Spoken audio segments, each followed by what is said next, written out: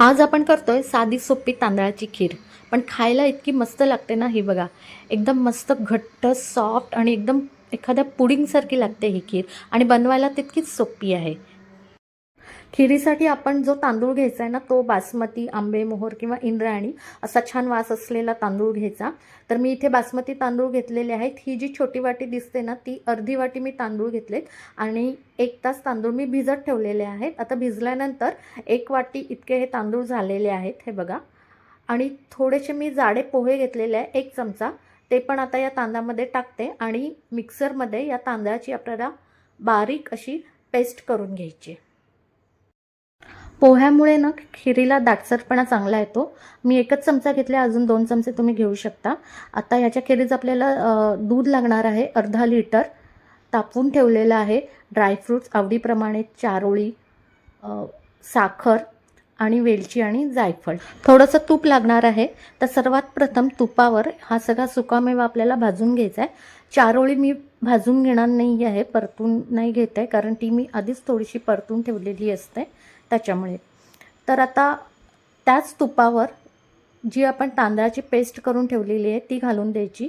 गॅसची फ्लेम ही आपल्याला low to मिडियमच ठेवायची अगदी शेवटपर्यंत. लगेचच याच्यामध्ये दूध घालायचं आहे आणि कालथ्याने हे सगळं सतत ढवळत राहायचं आहे. जर तुम्ही ढवळलं नाही लगेच तर काय होतं, त्याच्या गुठळ्या तयार होतील आणि त्याच्यामुळे हे आपल्याला सतत ढवळत राहायचं. हे बघा, हळूहळू आपल्याला हे मिश्रण घट्ट होताना दिसतं. अजून मी थोडंसं दूध ह्याच्यात घालणार आहे, कारण हे अजून पुढे घट्ट होणार आहे मिश्रण. एकंदर अर्धा लिटर दूध मी वापरणार आहे. आता मी साखर घालून दिली आहे. अर्धी वाटी साखर मी घातलेली आहे. तुमच्या आवडीनुसार जसं गोड हवं आहे तसं तुम्ही साखर कमी जास्त करू शकता. हे बघा, आता उकळी आलेली आहे. उकळी आल्यानंतर आपल्याला 1-2 मिनटं हे शिजवत ठेवायचं, म्हणजे तांदूळ चांगले शिजले जातात. उकळी आली म्हणजे ते शिजलेच गेले आहेत, पण पुढे आपल्याला 2 मिनटं अजून गॅस चालवायचं आहे, कालथा चालवत. आणि घट्टपणा बघा किती छान आलेला आहे. आता ही गार झाल्यानंतर अजून थोडी घट्ट होणार आहे. तर ही खीर अगदी लवकर तयार होते. आता खीर आपली झालेली आहे. वरतून जायफळ, वेलची आणि सगळा सुकामेवा घालून द्यायचा आणि मी गॅस आता बंद करते.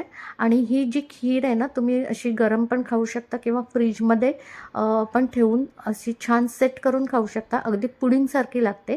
तर ही खीर तुम्ही नक्की करून पहा, तुम्हाला नक्की आवडेल.